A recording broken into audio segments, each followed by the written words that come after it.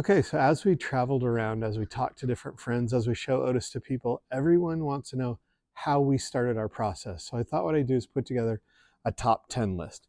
Now I will say that this was the top 10 things for us. So that may be a little different for you.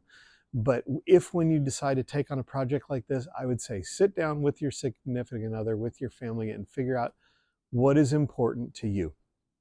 So for us, that was a number of different things. So let's just get going. Number 10 is storage for a lot of different things. So like I showed on one of the other videos, a specific place to put the firewood.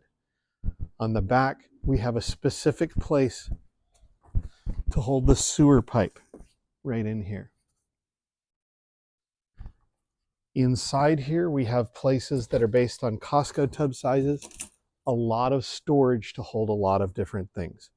So thinking about what you're going to take with you as you camp and just having a lot of storage for those. Number 9, just the light inside in the interior openness. So we added the skylight above the shower with this translucent panel. So the light that comes down into the shower actually lights the whole interior of the trailer. These windows, very large windows in 3 locations, not only so when we're laying down, we can see up, but just a lot of light and a lot of openness inside the trailer.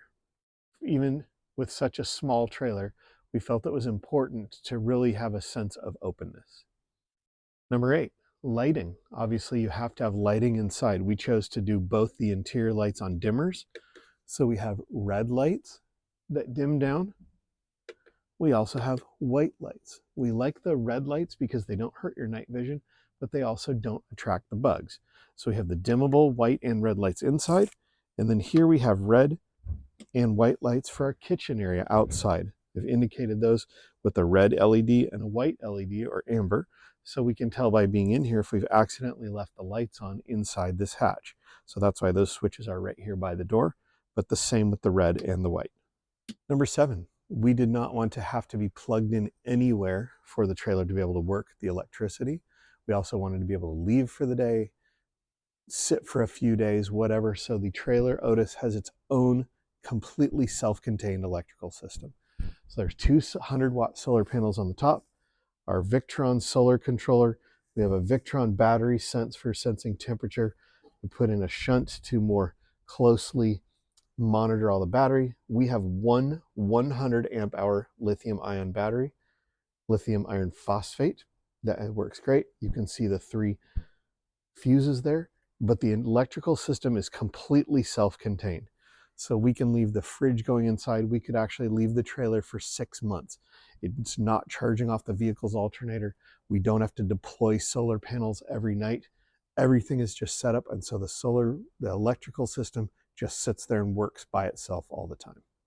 Number 6, a specific place for specific things as much as possible. We need diesel fuel for our diesel heater. We want gasoline for our motorcycles. So we made little galvanized boxes that fit those perfectly. We got different size containers on purpose so we would not mix up the gas with the diesel. In our kitchen, we have drawers where we put specific things. So this kitchen setup is designed for how we make and use our food. We use 2 burners with things. That's why we made this like this. We know this is the coffee drawer. This is the food drawer. These are these other things.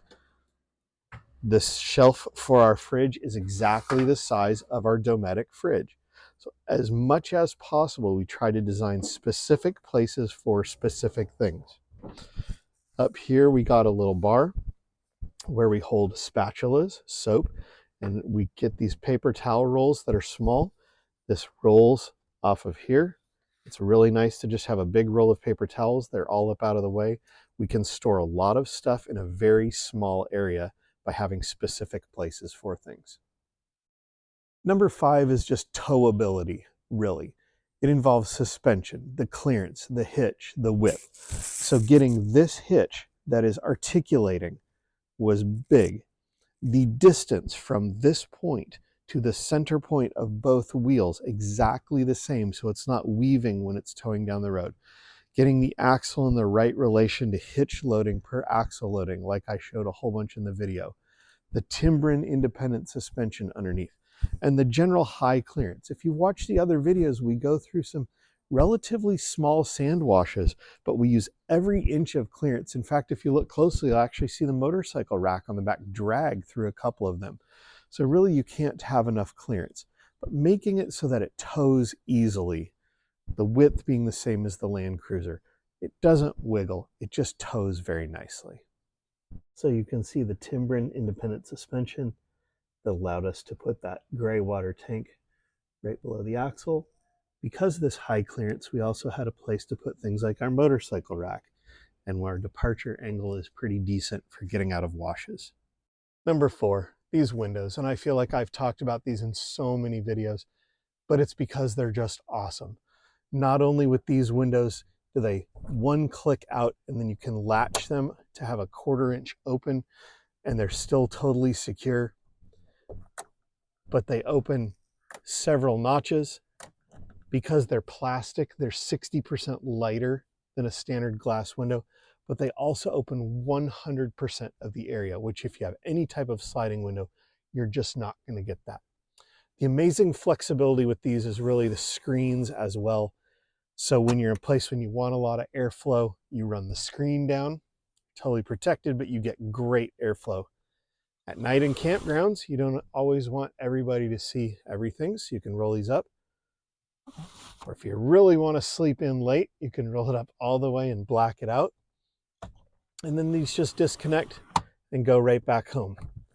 Once these come shut, they seal so incredibly tightly. Really just can't say enough about these windows. Number 3 is comfort. We have a full-size queen bed here. We left enough head height for 7 to 8 inches of mattress. So we have a firm foam and then a soft foam on top here. So we're incredibly comfortable when we sleep. We have our heaters, we have a controlled temperature. We have great airflow by having the max air fan at the back and the operable windows at the front. And we have the ability to have a toilet and a shower inside here. So we're out in the middle of nowhere, we can stay comfortable, ride our motorcycles a long day, be hot and sweaty, come in here, relax, and take a shower. So for the 2 most important things, number 2 is the weight. We did everything possible to minimize the weight on Otis. Used a light steel frame as possible, a light steel cage, light materials on the outside. Otis is 1,900 pounds empty. We wanted the ability to be as light as possible, to pull Otis as easily as possible. Plus, the lighter the trailer, the less fuel it uses, the less wear and tear it puts on your vehicle. So every decision we made was really to try to make things as durable, but also as light as possible. So the number 1 important thing, fresh water. If you run out of fresh water, it kind of ruins everything. So I had to send it and get in the trailer. We have 46 gallons of fresh water. We have appropriately sized black and gray tanks. If you run out of fresh water, nothing else really matters. So we carry enough fresh water for drinking, showers, toilet, etc. We also sanitize these tanks once a year. Keep your freshwater tanks. We use Star Sand, works great. These sea level gauges so we can very accurately monitor how much fresh water we have left. But without a doubt, for us being out in the middle of nowhere, fresh water is very key and the number 1 thing we considered when building our overland trailer. I hope you enjoyed this video. Let me know if you have different things, but please use this as a springboard for what's important to you and let me know what your top 10s are. We love to make things, yes we really do. Let's make some stuff together, you can join in too. Plumbing